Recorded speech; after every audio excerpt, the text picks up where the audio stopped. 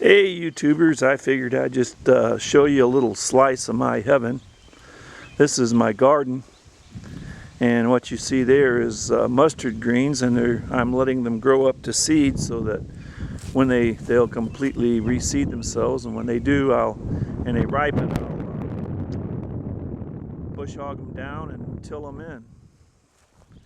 And since I hadn't really thought about it too much, this is the rest of my garden that I didn't plant this year because it's been severely dry, and I didn't want to mess with a watering program. Although my wife, she wanted some watermelons, so there, as you can see, she has some little watermelons getting going. And we have a tomato plant there that was given to me. This is my barn that I keep a collection of junk in, and this is my little rototiller. And for those of you that don't have one, I would really recommend you get one, because what you can do with this little job in a half an hour would take you a week with a standard tiller. This is my little tractor, and yeah, she thinks my tractor's sexy, and it really turns me on, so that's all I care about. This is a log splitter that I made to drop the bucket and take on, and this here is a post driver for my tractor. And back here is just a patch of woods. And sitting there in the weeds, not being excuse me, not being used this year is the hay fork for my front end loader. And under there, sitting all nice and rusting away underneath a tree, is my Fred Kane tiller, cultivator, ripper, whatever you want to call it. And my two-bottom turning plow, two-bottom 16 Ford plow, and my disc. I don't know what brand it is. I got it at a estate sale. It works. It gets the job done. Does what I need it to do. And my trusty dusty bush hog. And that's, of course, they're sitting underneath the poison ivy. There is a blade that I rarely use. Little view of the house right there. Now this here is a pond that I put in that won't hold water. So if you can see back there in the back, it's got my shooting range. So from that target there to the back porch of the house there is 122 yards. So it kind of makes a pretty cool rifle range. And here's I need a bunch of stuff to show you how much I need to get busy. This there is the poke greens growing up. For all of you who like poke salad, I grow that wild here. And there is my, I do not have any idea what the variety of that apple tree is, but it's got the best tasting apples that I've ever eaten. But it needs to be trimmed, and so this winter, when the sap goes down, I will trim it back. And I think I'm going to take my hand at grafting, so I want to save some of the scion wood off of that tree when I trim it, and hopefully start some more of those, because those are really delicious apples. And here is a Starks Brothers Honeycrisp tree that I planted this early this spring, and I was kind of worried, but it looks like it's going to make it and survive. I'm just tickled to death. I've never had any pears here before, so And this is the one that I was really worried about. My wife assured me that it was doing fine, but I thought it was dead. But it's come out and it looks happy, and we'll hopefully be eating pears in a few years. Now here is a peach tree that really needs some attention. It we had a severe ice storm one year, about 2 years ago or 3 years ago, and broke the tree down.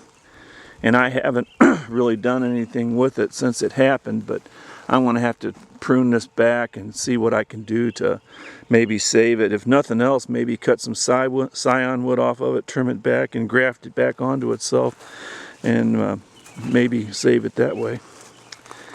Here's a new peach tree that I planted this spring. It's called Intrepid, I think it is. Is it Intrepid? Yeah, it's an Intrepid, but it's supposedly a later blooming variety, and I'm hoping that our funky springs here, because a lot of times we'll get a real warm early spring, and then the leaves and blooms will start coming out, and then it will get a hard freeze and kill it all off. And this is a plum tree. With the plum harvest is already just about gone, and these are peaches, and as you can see, it needs trimmed back bad. And probably, if I was here more than I should be, I would be stripping a bunch of that fruit off to make it fruit larger and nicer. But that tree needs to be trimmed back as well. This place was originally my mom and dad's, and it just kind of got out of hand. Here's an apple variety, and the only thing Mom and Dad ever told me about these apples is that they were cooking apples. They're kind of a sour apple, and I kind of like just eating a sour apple, so they're pretty nice as far as I'm concerned. And here's another peach tree that has its difficulties, but you know, we're getting there. And here again is a cherry tree and a cherry tree. That's 2 cherry trees I have. Those are sour cherries. And here I have a plum tree, and I don't know what the variety of it is, but its fruit is red fleshed. It's quite delicious. And this plum tree here has a like a red plum with a yellow flesh, and it is quite delicious. It almost tastes. To me, it tastes like a plum, but my wife was saying it kind of tasted like a nectarine. So anyway, I got to. It's pretty much ripe, and I'm going to have to get to picking these if I want to have a fruit harvest at all. I managed to get these sprayed before it was too late, but only being able to come down here on the weekends, it kind of cuts into what I can do. And this here is a Bing cherry tree that I don't have a mate for. I'm going to have to plant another variety of Bing for it to pollinate with, so it'll set more fruit. It sets a little bit of fruit every year, but not enough to really make me happy. And here's another sour cherry tree. And over here is a magnolia tree that my mom planted years ago, and it finally this year has produced its first set of blooms. And this is my house that I plan to retire to in the next few years. And these I planted are pawpaw trees. This one there is a Pennsylvania golden pawpaw, and this one here is a mango pawpaw. Supposedly, as I can remember, I loved them when I was a kid. They had a banana tasting, custard textured fruit that was, to me, was really delicious. Now I may hate them now that I'm an adult, but I figured I'd plant a couple and see what happened. This here was my grandmother's hydrangea that has been transplanted into 3 different places and finally is resting here. And these are my wife's Australian canna. And she's planted those and they seem to be doing okay.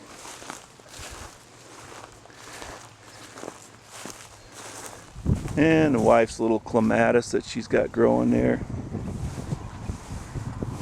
Little phlox, some mums,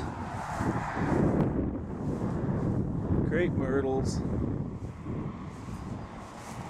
an azalea bush, and the wife's been cutting back her canna that's already bloomed and some more of the canna on the front porch. And anyway, that's the field that's next to my house. That's mine. And then my pecan trees. I hope someday that I'll eat a nut off of them. I probably never will, but you never know. And then more of my woods back there. Well, thanks for indulging. Bye.